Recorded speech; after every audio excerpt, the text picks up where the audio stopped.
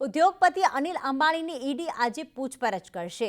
અનિલ અંબાણી મુંબઈથી દિલ્હી જવા માટે રવાના થઈ ગયા છે, કારણ કે તેમને સમન્સ મળ્યું હતું। દિલ્હીમાં આજે અનિલ અંબાણીની પૂછપરછ કરવામાં આવશે। 17,000 કરોડના લોન ફ્રોડ કેસમાં ઈડી અનિલ અંબાણીને સવાલ કરશે। 24 જુલાઈએ ઈડીએ દરોડા પાડ્યા હતા।